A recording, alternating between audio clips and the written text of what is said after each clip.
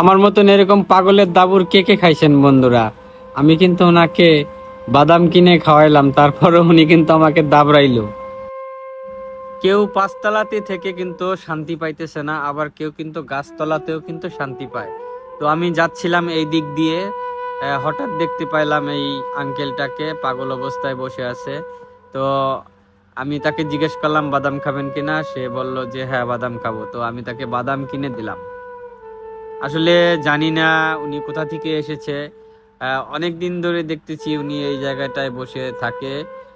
যদি কিছু কেউ দেয় তাহলে খায়, আর যদি কেউ না দেয় তাহলে সে কিন্তু কারোর জিনিস নেয় না। তো আমি ওনাকে জিজ্ঞাসা করলাম যে আঙ্কেল বাদাম খাবেন কিনা। তো উনি বলল যে হ্যাঁ দেন, বাদাম দেন। আমি ওনাকে বাদাম কিনে দিলাম। বাদাম কিনে দেওয়ার পরে আমি ওনাকে জিজ্ঞাসা করতেছি যে আপনার বাড়ি কোথায়, আপনার কে কে আছে, কিন্তু উনি আমাকে কিছুই বলতে পারতেছে না। আসলে ওনার সেন্স নাই। কারণ আমি যতটুকু কথা বলে ওনার সাথে আমি আহ, সময় দিলাম, আসলে উনি কিছুই আমাকে বলতে পারতেছে না আর বলতেছে না।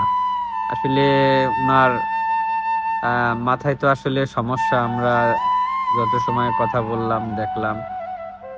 আর দেখেন, একজন সুস্থ মানুষ কি এইভাবে থাকতে পারে পথে?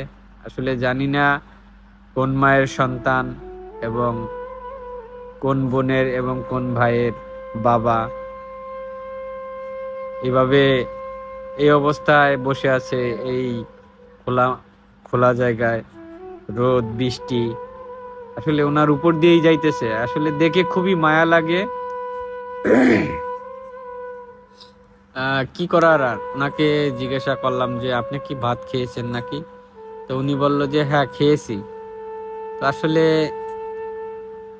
দেখেন কিভাবে বসে আছে, আসলে খুবই মায়া লাগে।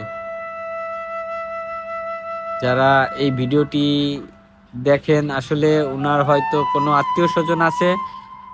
আপনারা যদি কেউ এই ভিডিওটা শেয়ার করে অন্য মানুষকে দেখার সুযোগ করে দেন, তাহলে হয়তো এই ভিডিওটা আস্তে আস্তে করে ওই ফ্যামিলির কাছে চলে যাবে, তারা একটু দেখতে পারবে। আসলে এই লোকটা কিন্তু আমাদের ফরিদপুর ভাঙ্গা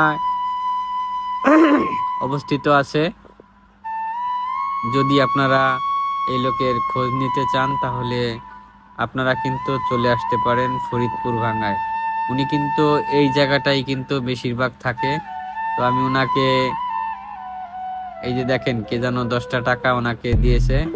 তো আমি যখন ওনার টাকাটা ধরলাম, উনি একটু রাগ রাগ হয়ে গেছে, মনে করছে যে উনি আমার টাকাটা নিয়ে যাবে। আসলে আমি তো ওনার টাকা নিব না, ওনাকে আরো দিব যদি উনি খাবার চায়। আমি জিজ্ঞাসা করলাম যে খাবেন কিনা, উনি বললো যে না, হ্যাঁ খাবো না। তো আমি যখন আর একটু বললাম যে তাই 10টা টাকা আমাকে দেয়া যাবে নাকি, উনি একটু রাগ হয়ে যেতেছে, মানে আমার সাথে তর্ক করতেছে। মানে আমি বলতেছি যে টাকাটা আমাকে দেওয়া যাবে, বলা সত্ত্বেও উনি আসলে একটু আমার উপর রাগ হইতেছে। আর উনি যে কি বলতেছে এই ভাষাটা আমি কিন্তু বুঝতেছি না। তো এক পর্যায়ে উনি কিন্তু আমার সাথে রাগও হয়ে যাবে। আসলে ওনার যদি সেন্স থাকতো তাহলে উনি আমার সাথে এইভাবে কথা বলতো না, এইভাবে রাগ হতো না। যেহেতু আমি ওনাকে এই যে বাদাম কিনে দিছি, 20 টাকার বাদাম কিনে দিছি, এই দেখেন এই যে আমার উপর রাগ হয়ে গেছে। দেখছেন, আসলে একজন ভালো মানুষের কিন্তু এই আচরণ করা কিন্তু সম্ভব না। দেখছেন আমারে মানে বলতেছে তুই এটা সর, যা। দেখছেন, আসলে একজন পাগল না হলে কিন্তু এই কাজ করতে পারে না। ওনার যদি মাথায় সেন্স থাকতো তাহলে কিন্তু উনি এভাবে আমার সাথে রাগ হইতো না। আমি ওনাকে বাদাম কিনে দিলাম, তারপরে উনি সেই বাদামও খাইলো। আবার দেখেন আমার সাথে কি ব্যবহারটা করলো। আসলে আমি এই ব্যবহারে কিন্তু কিছু মনে করি নাই, কারণ উনি তো একজন পাগল। কারণ একজন পাগল মানুষের মাথার সেন্স ঠিক থাকে না। যদি ওনার মাথার সেন্স ঠিক থাকতো তাহলে আমি ওনার পাশে এসে দাঁড়াইলাম, ওনাকে আমি খাওয়াইলাম, উনি আমার উপরে এইভাবে রাগ হইতো না। তো যাই হোক, আমি দোয়া করি উনি যেন সুস্থ হয়ে যায়, উনি যেন তাড়াতাড়ি ওনার পরিবারের কাছে ফিরে যেতে পারে।